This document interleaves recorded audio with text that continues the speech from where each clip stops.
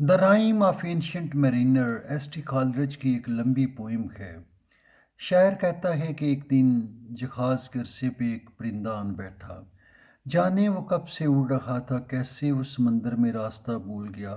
نہ کوئی جزیرہ ملا، نہ کوئی درخت، نہ کوئی شپ ملا، وہ اڑتا رہا، آخر کار وہ ہمارے شپ پہ آن کے بیٹھا۔ شاعر کے مذہب میں اس پرندے کی بڑی عزت تھی اور لوگ اس سے محبت رکھتے تھے، اور مذہب نے اس کو عزت و وقار عطا کیا تھا۔ وہ سخت پیاسا تھا، ہانپ رہا تھا، اس کی طلب 2 گھونٹ پانی تھی۔ شاعر کہتا ہے میں جانتا تھا اب یہ اڑ نہیں سکتا، کہیں جا نہیں سکتا، ٹوٹا پھوٹا بھٹکا راہی۔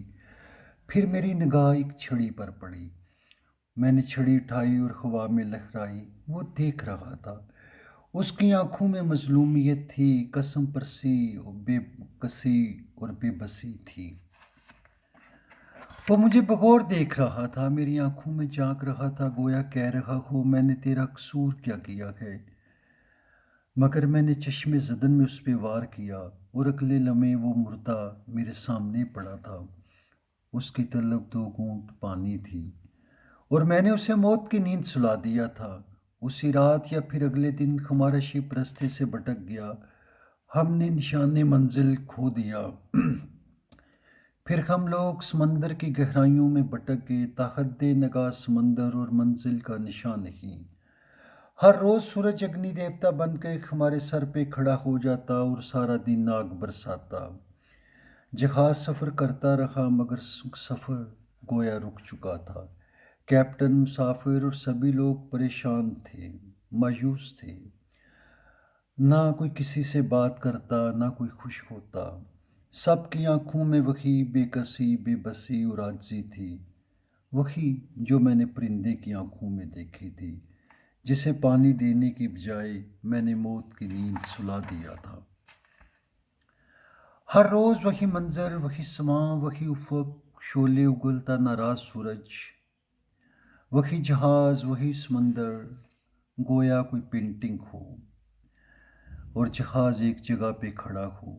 اب ہمارا پانی ختم ہونے لگا، ہر صبح کیپٹن 2 گھونٹ پانی دیتا اور پھر اگلی صبح کا انتظار۔ زندگی موت سے بدتر تھی، ہر روز کوئی نہ کوئی مسافر مر جاتا اور ہم تماشا دیکھتے رہ جاتے۔ بارہا مجھے یاد آیا وہ پرندہ جو میں نے مارا تھا، کیا یہ اس کی قرض تو نہیں؟ یہ لمبی کہانی پروفیسر خورشید مجھے سناتا رہا، اس کی بڑی بڑی لہو سرخ آنکھوں میں آنسو تیر رہے تھے۔ وہ مجھے کہنے لگا حسین کے لیے اصغر نے مسلمانوں کا قصور کیا کیا تھا؟